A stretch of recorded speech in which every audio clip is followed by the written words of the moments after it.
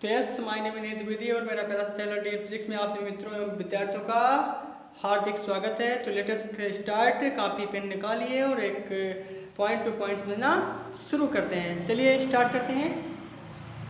इससे पहले हमने वीडियो अपलोड कर दिया था क्लास 10th भौतिक शास्त्र का पहला चैप्टर में परावर्तन अपवर्तन की व्याख्या हमने बता दिया था। अब आज हम दर्पण से टॉपिक को शुरू करते हैं। दर्पण क्या होता है?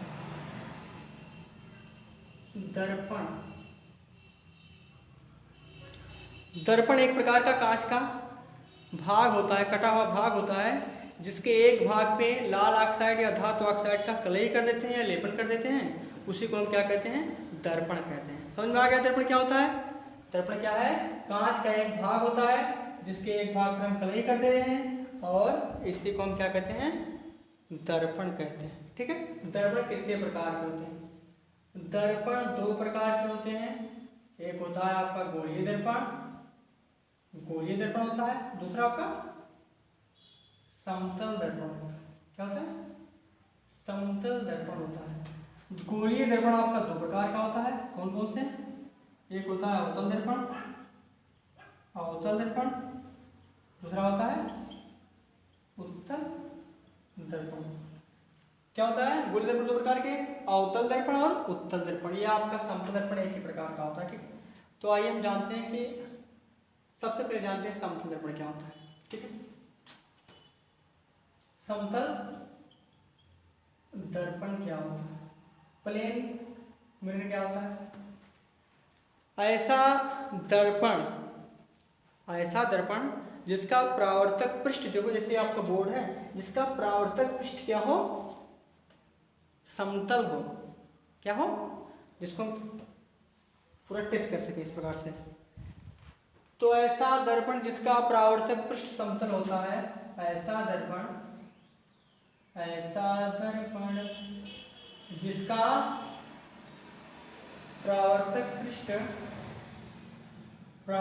पृष्ठ समतल होता है। क्या कहलाता है? ऐसा दर्पण जिसका परावर्तक पृष्ठ समतल होता है, समतल दर्पण कहलाता है। समतल दर्पण कहलाता है। ठीक है। जैसे ये आपका समतल दर्पण हो गया। क्या हो गया? परावर्तक पृष्ठ क्या है इसका? समतल है। तो क्या है? समतल। इधर से प्रकाश मिल जाएंगे, इधर से। ठीक है। और इसके पीछे भाग क्या है? कलई लगा हुआ है। क्या है? पीछे भाग पे क्या है? कलई लगा हुआ है। ठीक, समझ में आ गया? तो समतल दर्पण के से संबंधित कुछ विशेष बातें। इसकी फोकस दूरी क्या होती है? इसकी फोकस दूरी होती है, फोकस दूरी तथा वक्रता त्रिज्या आर दोनों क्या है? फोकस दूरी तथा वक्रता त्रिज्या आर दोनों अनंत होता है। क्या होता है? अनंत होता है। क्या होता है बेटा? अनंत होता है। फोकस दूरी और वक्रता त्रिज्या दोनों क्या होते हैं? अनंत। मतलब आर भी इनफाइनाइट, एफ भी इनफाइनाइट। मतलब हम समतल दर्पण की फोकस दूरी और वक्रता त्रिज्या दोनों को फाइंड नहीं कर सकते क्योंकि वो क्या है? इनफाइनाइट है। ठीक है, समझ में आ गया? इसका उपयोग क्या होता है समतल दर्पण का? समतल दर्पण का उपयोग आप लोग सुबह सुबह उठ के अपने मनहूस चेहरे को देखते हैं।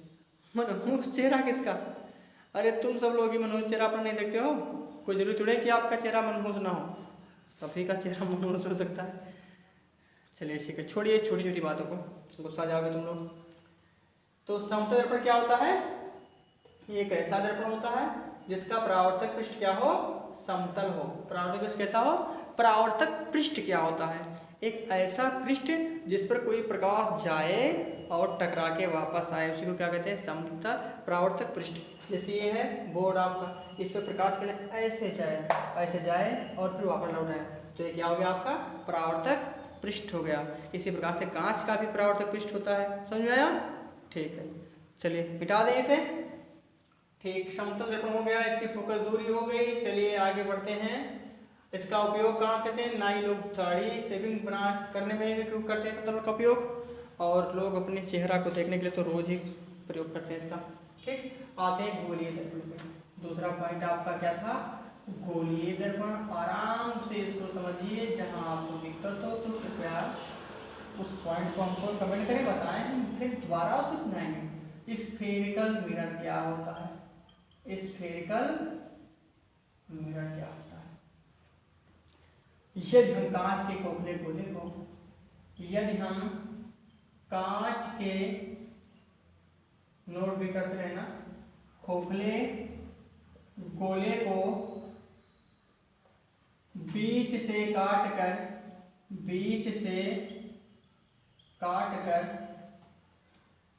किसी एक भाग पर लाल ऑक्साइड या धातु ऑक्साइड का लेपन कर दें, लेपन मतलब पेंटिंग, लेपन कर दें, तो इसे गोलीय दर्पण कहते हैं। क्या कहते हैं? गोलीय दर्पण कहते हैं। हमने क्या बताया कि यदि किसी कांच के खोखले गोले को बीच से काट करके उसके किसी एक भाग पर लाल ऑक्साइड या धातु ऑक्साइड का लेपन कर दें तो यह क्या कहलाता है? ये कहलाता है आपका गोलीय दर्पण। नोट कर लिया। गोलीय दर्पण आपका दो प्रकार का होता है, एक उत्तल होता है, एक अवतल दर्पण होता है। क्या होता है? नोट कर लो आप लोग इसको। गोलीय दर्पण आपका दो तरह से होता है। कौन कौन से होते हैं? एक तो आपका होता है अवतल दर्पण, दूसरा होता है आपका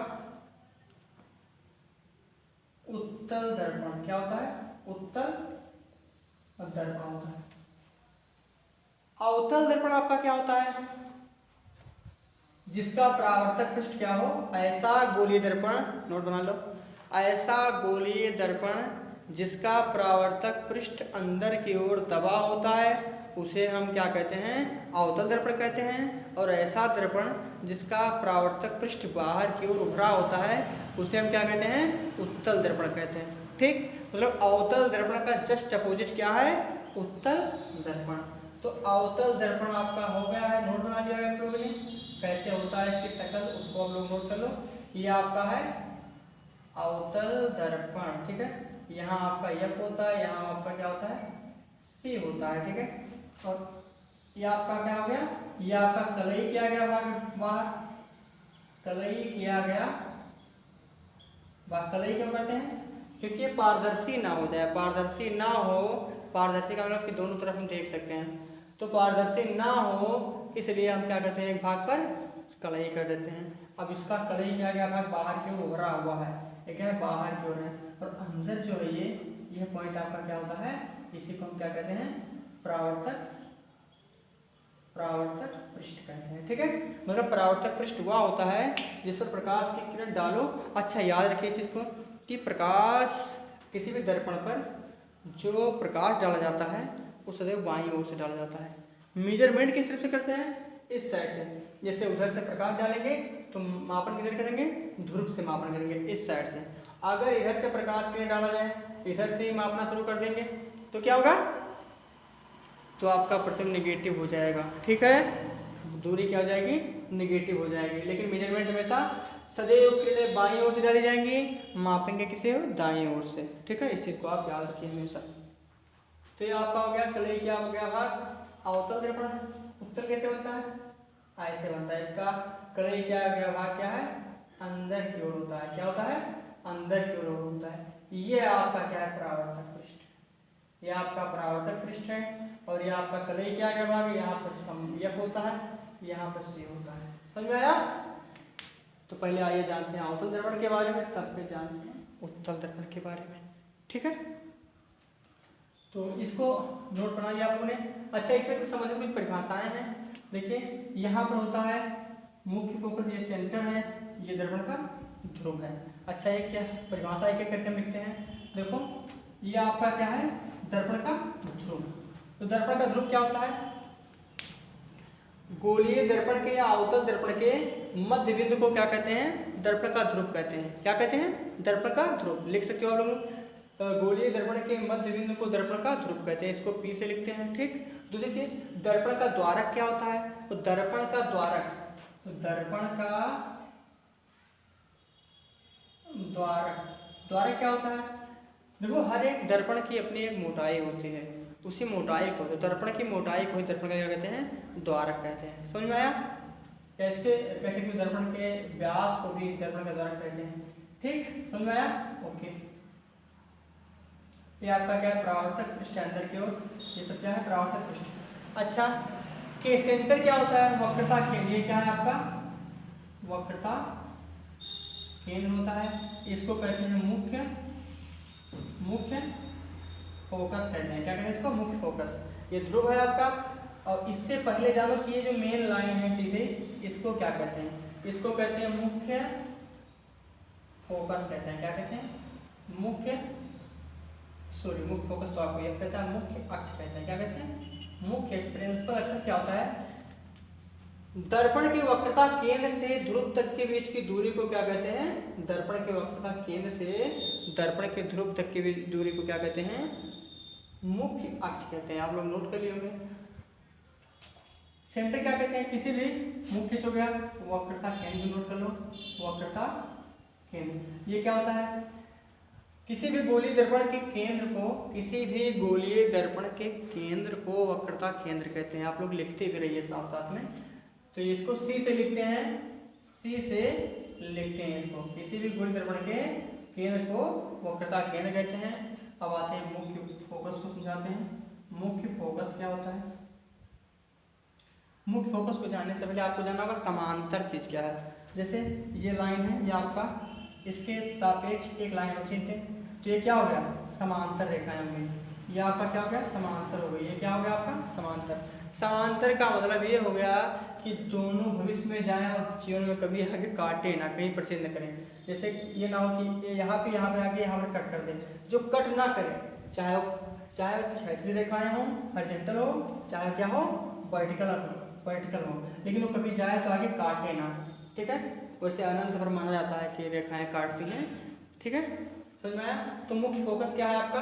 देखो, मुख्य अक्ष की, आपका मुख्य, इसके सामने से कोई भी प्रकाश किरण जाए और टकरा के जिस बिंदु से होकर वापस लौट आए, उसी को कहते हैं मुख्य फोकस। क्या कहते हैं? लिख लो, आइए आप लोग लिख लो मुख्य। पहले इसको मिटा देते हैं तब लिख पाते हैं। ठीक है,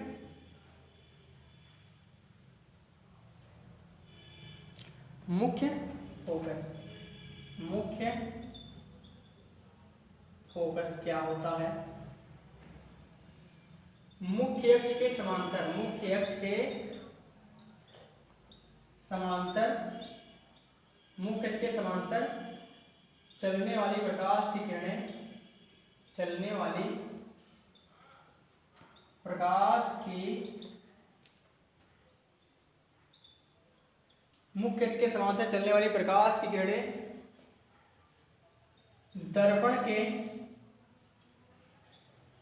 परावर्तक पृष्ठ से टकराने के बाद जिस बिंदु से होकर बाहर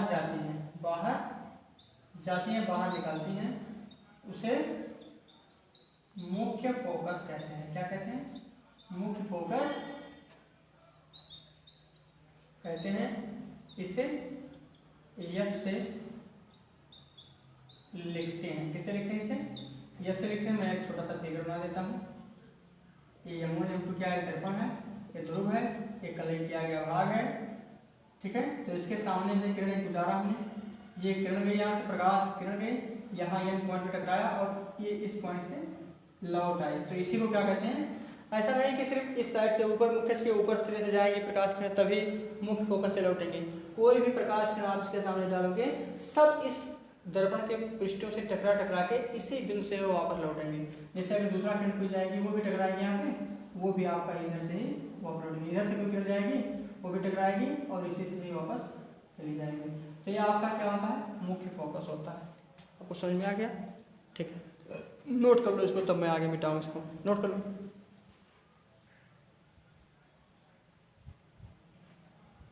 नोट हो गया? चलिए फिर आगे बढ़ते हैं। नोट हो गया तो आगे बढ़ जाते हैं। मिटा दें, चलो ठीक है, मिटा दिया। ठीक,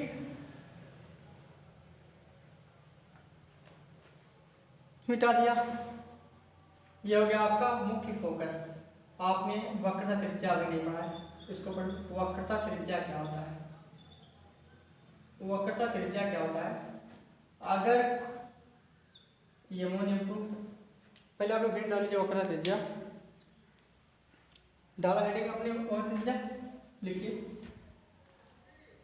दर्पण के ध्रुव से वक्रता केंद्र तक की दूरी को क्या कहते हैं? वक्रता त्रिज्या कहते हैं। जैसे क्या है, दर्पण का सेंटर है यहाँ पे, यहाँ फोकस है, तो इसके बीच की दूरी को क्या कहते हैं? वक्रता त्रिज्या कहते हैं। क्या कहते हैं? कहाँ से कहाँ तक? दर्पण के ध्रुव से वक्रता केंद्र के बीच की दूरी को वक्रता त्रिज्या कहते हैं। आर बराबर क्या होता है? एफ बटे आर बराबर क्या होता है? 2f। मतलब फोकस दूरी जो होती है वो आर बटे 2 के बराबर होती है। ठीक है, ये हो गया आपका वक्रता त्रिज्या। चलो साथ में फोकस दूरी भी देख लेता हूँ क्या होता है। फोकस दूरी क्या होता है? फोकस दूरी क्या है? जो आपका दर्पण का यहाँ पे क्या था? मुख्य फोकस था। फोकस से यहाँ तक की जो दूरी होती है इसको क्या कहते हैं? फोकस दूरी कहते हैं। मतलब ध्रुव से मुख्य फोकस के बीच की दूरी, मुख्य फोकस के बीच की दूरी को क्या कहते हैं? फोकस दूरी कहते हैं। फोकस दूरी कहते हैं। फोकस दूरी को किससे लिखते हैं? फोकस दूरी को एफ से लिखते हैं। किससे लिखते हैं? फोकस दूरी को एफ से लिखते हैं। इसको सेंटीमीटर या मीटर में मापते हैं, जिसमें सेंटीमीटर या मीटर में। कभी कोई पूछता है कि दूरी का मात्रक क्या होता है। समझ में आया? ठीक है, बहुत अच्छी बात है बेटा, ऐसे ही समझ में आता रहे। तो यार मेरा वीडियो आप लोग देखते हैं, लाइक नहीं करते हैं, सब्सक्राइब कीजिए अगर पहली बार आप चैनल को देख रहे हैं तो। इतना काम तो करिए, क्या जाता है इसमें, एक इंग्लिश ही तो दबाना रहता है, इसमें कितना मेहनत लगता है। ठीक है, ये हो गया आपका फोकस दूरी हो गई। अब आइए प्रतिबिंब के बारे में सोचते हैं। प्रतिबिंब क्या होता है? प्रतिबिंब, देखिए प्रतिबिंब क्या होता है। जैसे किसी भी दर्पण के सामने अगर आप खड़े हो जाएं तो आपका क्या बन जाता है? प्रतिबिंब। जब रात्रि में जब कभी लाइट होता है थोड़ा सा तो आप चलते हैं तो आपका प्रतिबिंब परछाई जिसको कहते हैं ना, परछाई बन जाता है, वही आपका क्या है? प्रतिबिंब। मतलब वस्तु का हम शकल एक प्रकार से, उसी का आकार, वही क्या कहलाता है? प्रतिबिंब कहलाता है। जब दर्पण के सामने खड़े होते हैं तो आपका चेहरा उसमें दिखने लगता है, वो आपका क्या है? वही आपका प्रतिबिंब है, फोटो है, वही आपका क्या है? फोटो है। समझ में आ गया? तो आइए देखते हैं प्रतिबिंब की परिभाषा को लिख लीजिए। किसी बिंदु वस्तु से चलने वाली प्रकाश की किरणें, किसी बिंदु वस्तु से चलने वाली प्रकाश की किरणें जिस बिंदु से होकर जाती हैं, या कह सकते हो कि जिस बिंदु से होकर जाती है तो जहाँ पर कट करती हैं उसी पॉइंट को क्या कहते हैं? प्रतिबिंब कहते हैं। या सिंपल वे में हम परिभाषित कर सकते हैं कि जब हम किसी दर्पण के सामने, जब हम किसी दर्पण के सामने खड़े होते हैं या दर्पण के सामने किसी वस्तु को रखते हैं तो उस वस्तु का आकार दर्पण में दिखाई देने लगता है।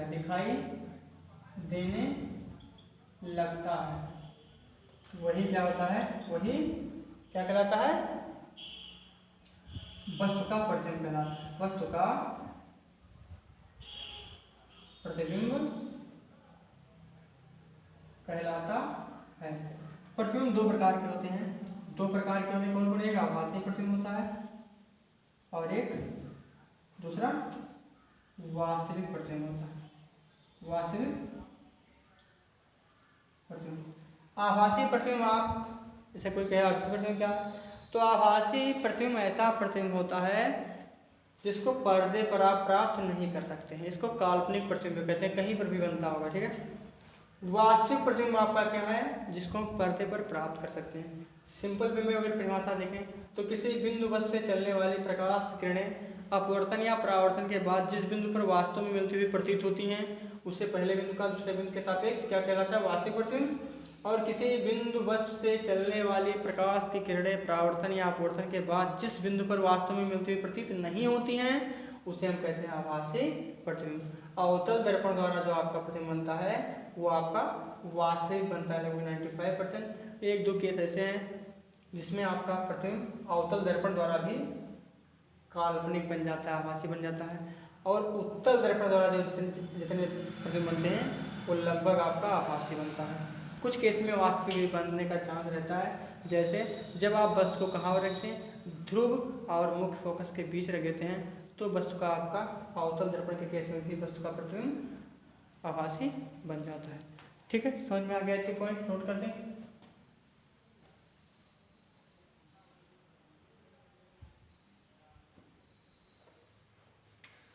प्रतिबिंब बनाने के कुछ नियम हैं। प्रतिबिंब बनाने के कुछ नियम है। क्यों प्रतिबिंब बनाता है के नियम। अच्छा, इसके उपयोग क्या है? मैं समतल दर्पण का उपयोग तो बताया, उत्तल दर्पण का उपयोग, अवतल दर्पण का उपयोग। देखो अवतल दर्पण का उपयोग डॉक्टर लोग क्या करते हैं, जब से कान में कुछ फोड़ा वोड़ा हो जाता है ना तो उसमें उसका उपयोग करते हैं, उसको बड़ा प्रतिबिंब बनाने के लिए।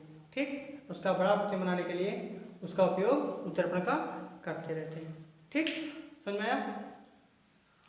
और आपका उत्तल दर्पण क्या होता है, जैसे आपका बाइक है, बाइक के पीछे जो पीछे की चित्र को देखने के लिए उत्तल दर्पण का उपयोग करते हैं। जैसे साइड में देखने ना, जैसे बाइक है तो उसके पीछे की वस्तुओं को, जो बहुत दूर वस्तुएं होती हैं उसको देखने के लिए उत्तल दर्पण का प्रयोग करते हैं। जैसे अवतल दर्पण का प्रयोग नाई लोग बड़े बड़े प्रतिबिंब आकार बनाने के लिए नाई लोग भी करते हैं, दाढ़ शेविंग करने में अवतल दर्पण का प्रयोग भी करते हैं। और जैसे आपकी जीप है, कार है, ट्रक है, इसमें क्या है, पीछे साइड देखने के लिए अवतल दर्पण का प्रयोग किया जाता है। ठीक है, सूक्ष्मदर्शी हुआ या परावर्तित दूरदर्शी हुआ, इसमें भी आपका समतल दर्पण और उत्तल दर्पण का प्रयोग बेसिकली किया जाता है।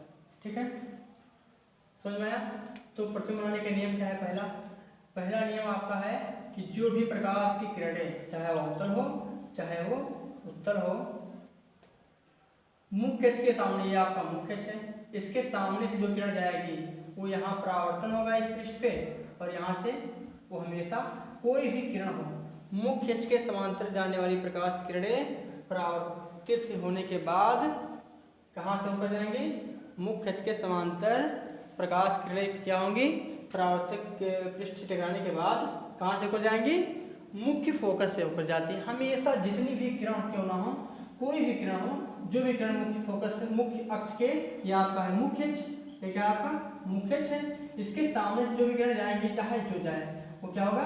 इसी मुख्य फोकस से होकर ही वापस लौटती है या वापस जाती है। ये आपका पहला नियम है, मैं बना लो फिगर को।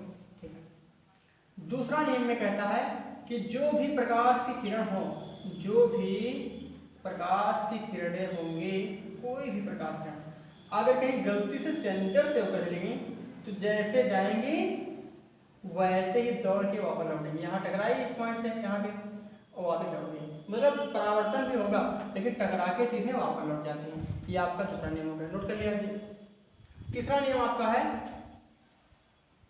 जो प्रकाश की किरणें मुख्य फोकस से होकर जाएंगी, कहाँ से? मुख्य फोकस से होकर जाएंगी, वो परावर्तित होकर मुख्य अक्ष के समांतर हो जाएंगे। फिर एक किरण आए ऐसे और टकराई यहाँ पे, फिर मुख्य अक्ष के समांतर। जितने भी किरणें इस प्रकार से जाएंगी, क्या हम कहाँ से होकर जाएंगी? कहाँ से? मुख्य फोकस से, तो टकरा के तुरंत ही मुख्य अक्ष के समांतर हो जाएंगे। मतलब बहुत सारे प्रकाश किरणें ऐसी हैं जो आपका, मतलब कोई भी किरण जो होगी वो मुख्य फोकस से होकर जाएंगे तो मुख्य फोकस से टकराने के बाद फिर मुख्य अक्ष के समांतर हो जाएंगे। ठीक है, तो ये है आपका आज का नियम। तो आज के लिए बस इस वीडियो में इतना ही रखते हैं, फिर मिलते हैं नेक्स्ट वीडियो में लेकर नए टॉपिक को अच्छे से उसको समझाते हुए। और आप लोग अगर मेरा वीडियो चैनल आपको अच्छा लगे, मेरा पढ़ाया अगर आप समझ में आता है, तो अगर आप पहली बार हैं तो चैनल को सब्सक्राइब करें, लाइक करें और अपने मित्रों के पास शेयर करें। Thanks for watching my video. पढ़ते रहिए। Best of luck.